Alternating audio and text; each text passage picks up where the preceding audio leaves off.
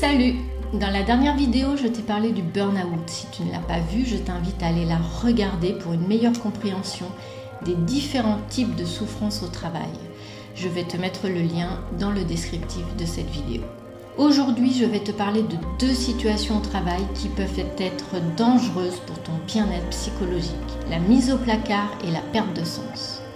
Si tu ne connais pas, je t'invite à t'abonner à ma chaîne car chaque semaine, je t'apporterai pas mal de contenu sur ce sujet, sur le développement personnel, mais aussi sur le développement de ton business. Je suis Anaïque de Care Essence, je suis là pour faire de ton bien-être une priorité pour une vie épanouissante, pour t'accompagner dans la réussite de tes objectifs et de ton business. Tu as déjà entendu parler du burn-out? Alors, je t'explique.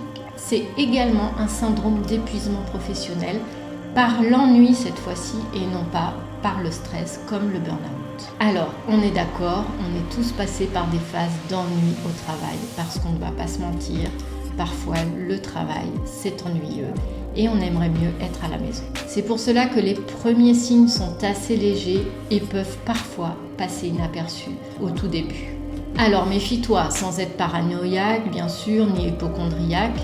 Si tu observes chez toi un manque de motivation au travail de manière inhabituelle ou si tu observes certaines manifestations de désinvestissement professionnel, c'est peut-être le début d'un trouble plus profond. Alors, qu'est-ce que c'est que le burn-out ?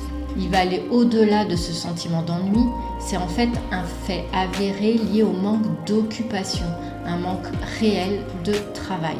Alors vous savez, quand les gens disent « j'ai l'impression vraiment qu'on m'a mis au placard » ou alors « je ne fais rien au travail, il n'y a pas beaucoup d'activité en ce moment ». Et bien là, on est vraiment, on peut se dire au début, on trouve ça sympa, c'est reposant, mais au bout d'un moment, si le phénomène devient vraiment chronique, un mal-être va s'installer progressivement. Et alors, on va se dire « je ne sers à rien ». Alors, Christian Bourrion l'a très bien décrit dans son bouquin qui s'appelle « Quand l'ennui au travail rend fou ». Pour lui, le burn-out, c'est un processus non intentionnel, imputable au fait que, à cause d'améliorations technologiques, de réorganisation, de baisse d'activité, certains postes de travail se sont vidés peu à peu de leur contenu pour se remplir d'inactivité de façon insensée. Le cerveau du salarié qui occupe le poste doit absorber cette inactivité, ce vide, ce qui va provoquer une grande souffrance. Il n'y a pas de syndrome plus déstructurant de la personnalité sociale que le burn-out. On a tous rêvé un jour d'être payé à rien faire. Pourtant, c'est tout autant destructeur qu'une grosse charge de travail qui va nous conduire à un stress chronique et un état de burn-out. Vraiment pas simple le monde du travail. Dans notre société, le travail fait véritablement partie de notre construction de soi. C'est un miroir dans lequel on s'évalue, on se jauge, on fabrique sa personnalité et son image de soi. Alors, le sentiment d'être payé à ne rien faire, c'est bien au début, mais cela s'avère souvent extrêmement culpabilisant et dévastateur pour l'estime de soi au long cours. Alors, culpabilisant pourquoi ? Parce qu'au fil des jours, tu développes une certaine honte. Honte de te plaindre alors que tes proches, eux, croulent sous le travail et ne peuvent pas comprendre l'angoisse que toi te procure ta propre situation. Honte de te plaindre alors que tu as un travail et que d'autres sont au chômage et rêveraient d'avoir ton job. Alors comme tu as honte, tu ne vas plus en parler. Tu vas garder ton mal-être pour toi et tu vas progressivement te sentir déprimé. Tu vas te sentir absolument plus capable de rien et finalement, tu vas perdre complètement ton estime de toi-même. Si tu ne te fais pas aider à ce moment-là, tu peux tomber dans une dépression plus ou moins profonde. La seule solution pour t'en débarrasser va être de retrouver une réelle activité professionnelle. Alors, discute avec ta direction, explique-lui comment tu te sens, démontre-lui que tu es prêt à endosser des tâches supplémentaires. Demande-lui de te sortir de ta zone de confort en te mettant un challenge pro hyper stimulant. Est-ce que tu as déjà vu un chef d'entreprise, un supérieur refuser de donner du travail en plus ? Par contre, s'il refuse, là c'est une autre histoire. C'est peut-être une réelle volonté de sa part de te faire partir. Alors là, il est vraiment temps de réfléchir à changer de job.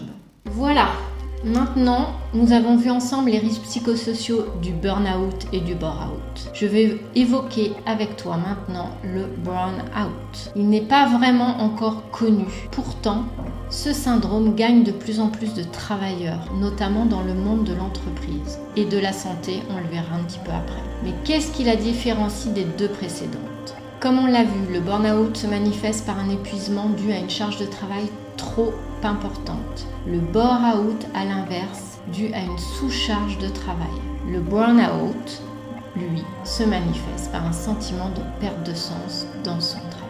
Alors, le terme vient de l'expression anglaise qui signifie chute de tension. Une baisse de tension et d'attention au travail, une prise de conscience brutale de l'absurdité de son métier qui paralyse. Aujourd'hui, nombreux soignants évoquent en plus du stress engendré par la surcharge de travail, une perte de sens quant aux valeurs et missions propres à leur métier. J'ai été la première à avoir le sentiment que soigner n'était plus le cœur de mon métier. Qu'au fil des années, on me demandait d'être une administrative, une financière, une juriste, une joueuse de Tetris pour trouver des lits ou du personnel, et que finalement, le patient était de plus en plus exclu du centre de mes attentions. Non pas parce que je l'avais décidé, mais parce que l'on me l'imposait. Je me suis aussi aperçue que les attentes des uns, les pouvoirs publics, la gouvernance générale des hôpitaux et des autres, mes supérieurs, avaient bougé par rapport aux miennes.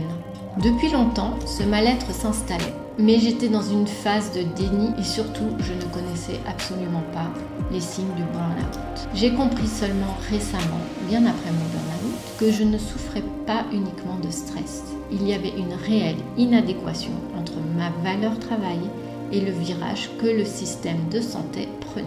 Alors deux choses se sont imposées à moi. Soit je tentais de prendre le virage, je faisais confiance au chauffeur qu'est le système de santé, au risque de me scratcher et d'en subir les conséquences avec de graves séquelles pour ma santé mentale. Ou soit je m'arrêtais avant le virage, prenais moi-même le volant et devenais maître de mon destin. Avec là encore un risque, mais cette fois-ci mesuré et plus ou moins maîtrisé. Là encore, l'accompagnement est indispensable. C'est ce que je fais aujourd'hui pour tous ceux dans cette situation. C'est important de se faire accompagner pour deux choses. La première, c'est pour gérer la qualité de son départ de l'entreprise ou de l'hôpital. Et la deuxième phase, c'est pour permettre de rebondir de la situation et se reconstruire. Il est vraiment important d'amorcer ce double travail, mais en deux temps distincts et successifs. La sortie et la reconstruction sont vraiment deux sujets complètement différents et donc à aborder de manière différente. À mon sens et pour conclure, je dirais que ces trois types de mal-être au travail vont aboutir à quelque chose d'assez positif si l'on est bien accompagné. Alors oui, je sais, c'est difficile à entendre, pourtant je t'assure, c'est un mal pour un bien. Tous les trois mènent vers du positif et vers une meilleure connaissance de soi, de ce que tu veux, de ce que tu veux plus, vers la découverte de tes valeurs profondes, de ta mission de vie, mieux se connaître pour aller plus loin vers ses propres objectifs. Alors, je te quitte avec les mots d'Aristote. Toutes les tempêtes ne viennent pas gâcher votre vie, certaines viennent nettoyer votre chemin.